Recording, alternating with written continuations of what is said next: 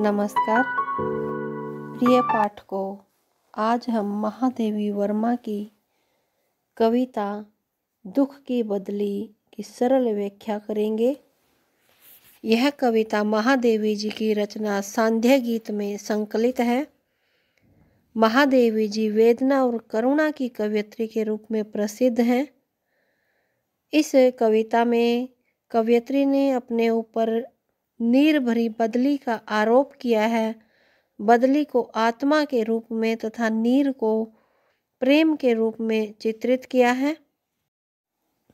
मैं नीर भरी दुख की बदली, स्पंदन में चिर निस्पंद बसा।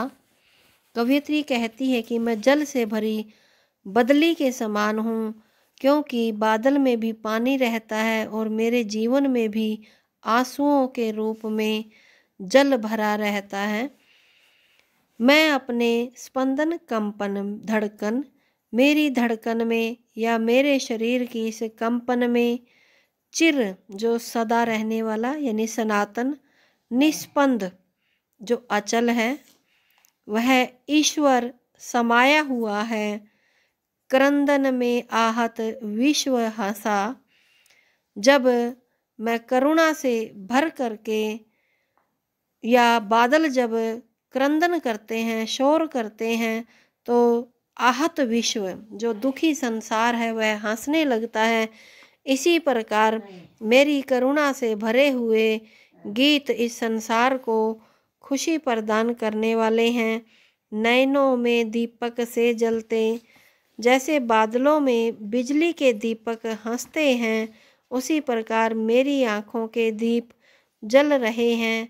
पलकों में निर्झरणी मचली, जैसे बादलों से पानी की धाराएं बरसती हैं, उसी प्रकार मेरी आँखों से अश्रु धाराएं प्रवाहित होती रहती हैं। कवयित्री ने यहाँ बादलों का आरोप अपनी पीड़ा को व्यक्त करने के लिए अपने ऊपर लिया है।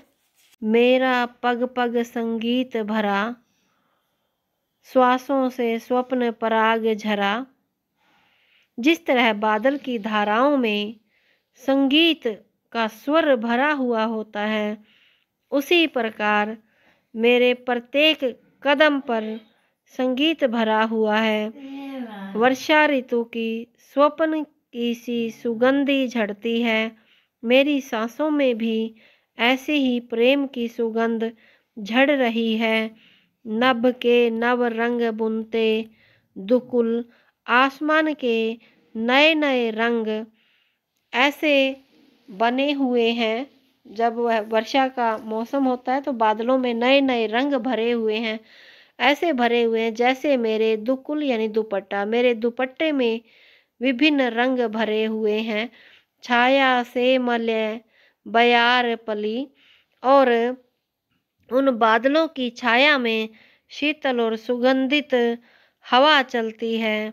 उसी तरह मेरा जीवन भी दुखी प्राणियों को शीतलता प्रदान करने में, सुगंधि प्रदान करने में समर्थ है। कवयित्री अपने दुख को वर्षा के बादलों के माध्यम से व्यक्त करती है। मैं क्षितिज भ्रकुटी पर घिर, धूमिल चिंता का भार बनी अविरल।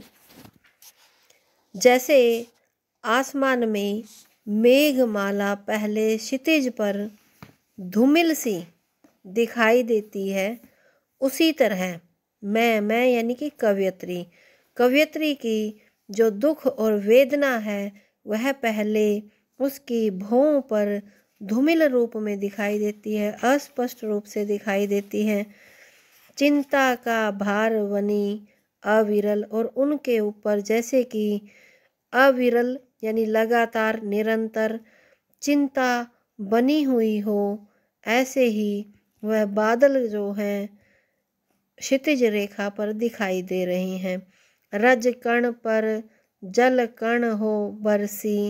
कवयित्री कहती है कि वर्षा काल में बादलों से युक्त वह घटा पृथ्वी के ऊपर जल बनकर बरसती है। नव जीवन अंकुर हो निकली, और पृथ्वी पर उगी हुई जो वनस्पति है वह नए अंकुर के साथ, नए जीवन के साथ अंकुरित होती है, विकसित होती है। पथ को न मलिन करता आना। जब वर्षा आती है तो वह अपने आगमन पर मार्ग को कहीं भी अपवित्र या मलिन नहीं करती है। पद चिन्ह न दे जाता जाना। और जब वर्षा ऋतु समाप्त होती है तो यह किन्हीं पद चिन्हों को नहीं छोड़ती। सुधी मेरे आगमन की जग में, सुख की सिहरन हो अंत खिली।